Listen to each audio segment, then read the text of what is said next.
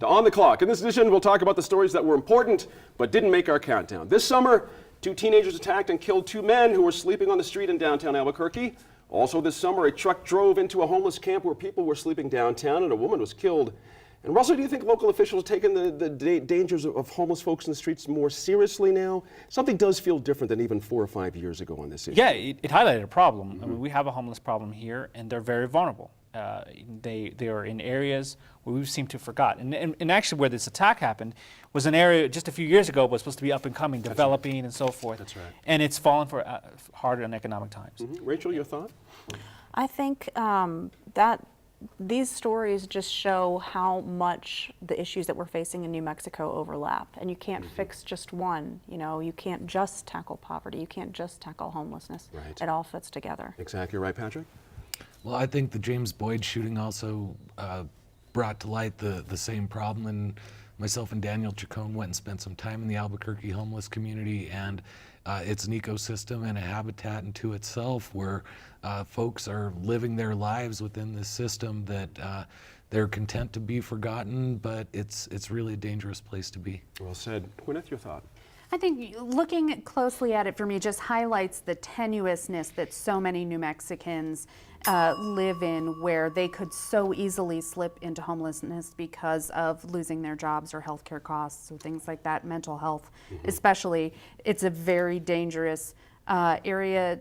This bottom rung of the economic ladder is very loosely nailed together. Absolutely. This year, individuals in the U.S. were required to sign up for health insurance under the new requirements of the Affordable Care Act. Many New Mexicans would qualify for plans in the state health insurance exchange, and some would qualify for subsidized plans due to their income, but enrollment numbers were lower than expected. And Rachel, your paper reported on this extensively. What do you think? Well, you know about the problems with the TV ads and all that kind of thing, the firm is gone now and all that kind of thing. What was the real fundamental problem when you look at this looking back? I think we may kind of be touching on it here. I think there are a lot of people in New Mexico who are, you know, focused on day-to-day things rather than signing up for insurance. And I think any effort to reach them is going to have to go beyond advertising. It's probably going to be grassroots, door-to-door. Door-to-door, that's right, absolutely. What do you think happened? Absolutely, it's another cost, and the argument has been, well, this is a cost you need.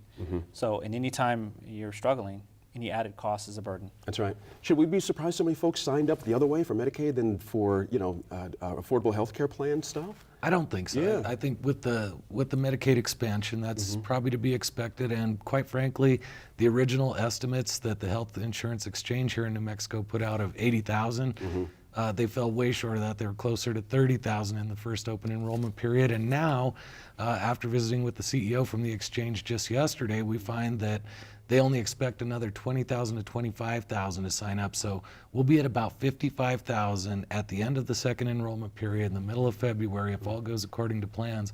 That tells me that the clunky aspects of the federal website aside, that 80,000 was just a pie-in-the-sky estimate. Isn't that interesting? Your thought on this one? Yeah, I went through the process myself and it was hellish.